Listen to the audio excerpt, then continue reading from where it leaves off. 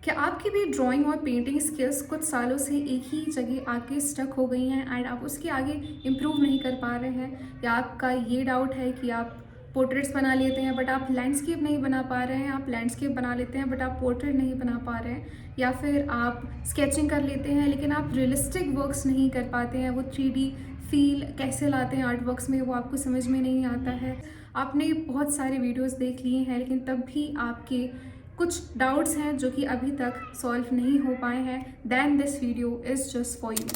High everyone, this is Nidhi. Welcome back to my YouTube channel and today we are going to talk about art fundamentals. कोई भी new skill जब आप सीखते हैं, आप music सीखते हैं, आप अगर एक सिंगर हैं, एक डांसर हैं, कोई भी फील्ड हो, कोई भी प्रोफेशनल फील्ड हो, आपकी जो सबसे ज़्यादा चीज़ें स्ट्रॉन्ग होनी चाहिए वो होता है उसके फंडामेंटल्स, उसकी बेस। ठीक है, जब भी कोई ड्राइविंग करना सीखता है तो सबसे पहले वो उसको सबसे जो बेसिक नीड है ड्राइविंग सीखने के लिए वो है कि आपको चलना आना चाहिए, है ना। चलना सीखेंगे तो आप साइकिल चला पाएंगे, आप साइकिल चला पाएंगे तो आप बाइक भी सीख सकते हैं, scooty, car and so on. But एक बेसिक चीज़, एक फंडामेंटल चीज़ है जो आपको बननी ही चाहिए, वो है कि आपको चलते आना चाहिए। ठीक है, अगर मैं म्यूज़िक की बात करूँ तो जब कोई सीरियसली म्यूज़िक सीखता है तो राग की प्रैक्टिस करता है, जो भी सारी चीज़ें होती होंगी मुझे इतना ज़्यादा डिटेल में नहीं पता है, बट आई नो कि जहाँ कभी भी अगर हम कोई चीज़ सीरियसली सीखना स्टार्ट करते हैं तो हम हमेशा बेसिक से स्टार्ट करते हैं, है ना। अगर किसी को डांसिंग सीखना है तो उसको बेसिक मूवमेंट्स बननी चाहिए, तब जाके वो एक कॉम्प्लेक्स डांस फॉर्म सीख पाएगा। ठीक है, कोई भी चीज़ हो, if I talk about anything, हर चीज़ में फंडामेंटल्स आर दी मस्ट। अगर आप कोई बिल्डिंग बना रहे हैं तो बिल्डिंग को स्ट्रॉन्ग सबसे ज़्यादा बनाता है उसका बेस। अगर उसका बेस स्ट्रॉन्ग है then building is going to be strong, और आप उस बिल्डिंग में फिर उसका कितना भी ब्यूटिफिकेशन कर सकते हैं, आप उसमें ये डिज़ाइन ऐड कर सकते हैं, वो कलर ऐड कर सकते हैं, तो वो सारी होती हैं बात की process. But the first very basic thing is your fundamentals. अगर आपके फंडामेंटल्स क्लियर हैं, अगर आपके फंडामेंटल्स आपको पता है आर्ट में, तो आप किसी भी टाइप के आर्ट फॉर्म को सीख सकते हैं, किसी भी, चाहे वो मंडला हो, मेहंदी हो, चाहे आप पेंटिंग कर रहे हैं ऑयल, और वो किसी भी मीडियम में कर रहे हैं, ऑयल, एक्रिलिक और वाटर कलर, या फिर आप कोई ड्राई मीडियम्स यूज़ कर रहे हैं, ग्रेफाइट, चारकोल, ये सारी चीज़ें बिल्कुल भी मैटर नहीं करती हैं। सबसे पहले मैटर करता है कि आपके फंडामेंटल्स जो हैं वो क्लियर हो, आपको पता हो कि फंडामेंटल्स क्या हैं। तो इसी तरीके से आर्ट में भी कुछ फंडामेंटल्स होते हैं। तो आर्ट में अगर मैं फंडामेंटल्स की बात करूँ तो सबसे पहला जो बेसिक फंडामेंटल होता है वो होता है ड्राइंग। अब यहाँ पर ड्राइंग का मतलब सिर्फ आउटलाइन नहीं होता है। ड्राइंग का मतलब होता है जो भी सब्जेक्ट आपने ड्रॉ किया है उसको प्रपोर्शन वाइज, उसको एंगल वाइज सही से जज करके ड्रॉ करना, बार बार रिफाइन करके, ऑब्जर्व करके प्रॉपरली जब आप किसी सब्जेक्ट को अपनी कॉपी पर बनाते हैं, दैट इज़ कॉल्ड ड्राइंग। तो ड्राइंग में बहुत सारी चीज़ें आ जाती हैं। Drawing is a vast subject, but अगर मैं ऊपर बात करूँ तो drawing is that what you see. अगर आप जो भी आप देख रहे हैं, अगर आप उसको बना पा रहे हैं, एंड बनाना मतलब सिर्फ बनाना नहीं, अच्छे से बनाना, प्रॉपरली बनाना, in terms of proportions, in terms of angles, if you are able to draw that object properly then your drawing is good, और आपकी ड्राइंग वाला जो फंडामेंटल है वो क्लियर है। ड्राइंग के बाद आती हैं वैल्यूज़। वैल्यूज़ का मतलब मैं डीपली एक अलग से सेपरेट वीडियो में एक्सप्लेन करूँगी।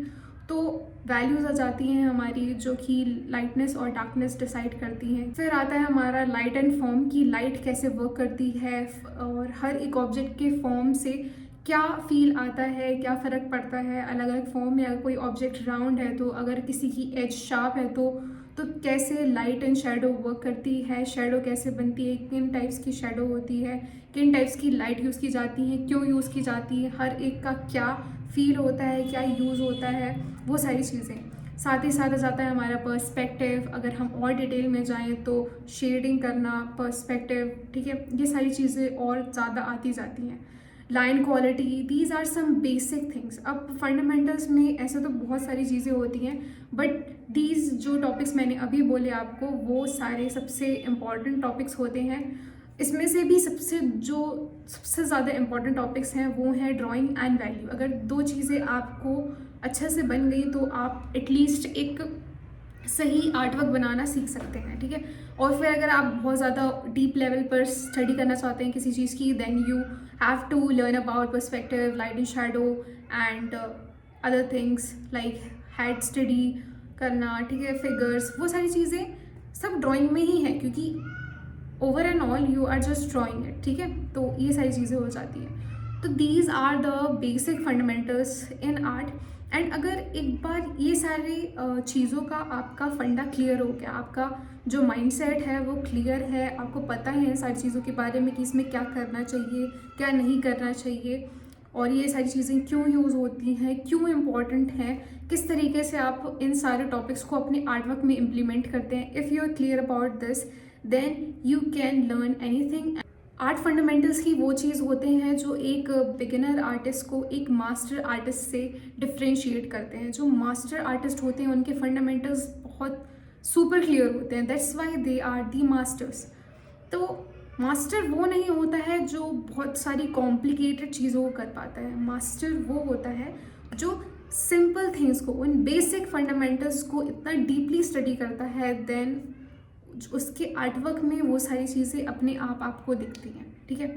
अब हो सकता है कि आप लोग बोलें कि सिर्फ हर कोई को इस आर्ट फंडामेंटल्स टॉपिक के बारे में तो नहीं पता होगा, तब भी काफ़ी सारे लोग अच्छे आर्टवर्क्स बना लेते हैं। यस, वो बना लेते हैं, बट वो क्योंकि सीखते रहते हैं अदर आर्टिस्ट से, अदर चीज़ों से, बट इसमें काफ़ी ज़्यादा टाइम भी लगता है, सालों लग जाते हैं आर्टिस्ट को ये सारी चीज़ों के बारे में जानने में। धीरे धीरे वो जानते हैं, इम्प्लीमेंट करते हैं, इतनी ज़्यादा वो वाइग्रसली प्रैक्टिस करते हैं, तब जाके उनके आर्टवर्क्स इतने अच्छे हो पाते हैं। But as a beginner you need to understand these topics from the very beginning, ताकि आपका टाइम वेस्ट ना हो, ताकि आप मिस्टेक्स ना करें और उन चीज़ों की प्रैक्टिस ना करें जो सिर्फ और सिर्फ आपका टाइम वेस्ट करेंगे। फॉर एग्ज़ाम्पल, आप एक बिगिनर हैं और आपकी ड्राइंग ही सही नहीं है, आप एक एप्पल को ही सही से नहीं बना पा रहे हैं। जब आप एक एप्पल बना रहे हैं तो वो लग रहा है टोमेटो जैसा, ठीक है। आपको एक एप्पल दिया है बनाने को, बट आपने बना दिया है एक टोमेटो जो कि दिख रहा है टोमेटो जैसा, यानी कि आपकी ड्राइंग ही सही नहीं है। आपको जो दिख रहा है आप वो अपने पेपर पे ड्रॉ नहीं कर पा रहे हैं, एंड आप फिर सोच रहे हैं कि मैं इसमें कलर कैसे मिक्स करूँ। तो आपने सर्च किया यूट्यूब में हाउ टू मिक्स कलर्स, ठीक है। इससे होगा ये कि आप कलर मिक्स करना सीख जाएंगे, पर क्योंकि आपकी ड्राइंग सही नहीं थी तो आपका आर्ट वर्क सही नहीं दिखेगा, क्योंकि आपके फंडामेंटल्स ही क्लियर नहीं है। तो जब तक आपके फंडामेंटल्स क्लियर नहीं होते हैं, ये colour mixing, this method, that method, they are of no use. First try to understand these things, first try to practice about these things, then think about other topics. तो आपके लिए ये important है कि आप एक सही डायरेक्शन में प्रैक्टिस करें with the right things in your mind. आपको पता होना चाहिए कि आप जो प्रैक्टिस कर रहे हैं, आप जितना टाइम दे रहे हैं वो वर्थ इट होने वाला है। इन टॉपिक्स पर जितना हो सके उतना ज़्यादा प्रैक्टिस करना बहुत बहुत इम्पॉर्टेंट है। सो आई होप कि ये वीडियो आपके लिए हेल्पफुल रहा हो, एंड मिलते हैं नेक्स्ट वीडियो में। तब तक के लिए keep sketching and bye bye.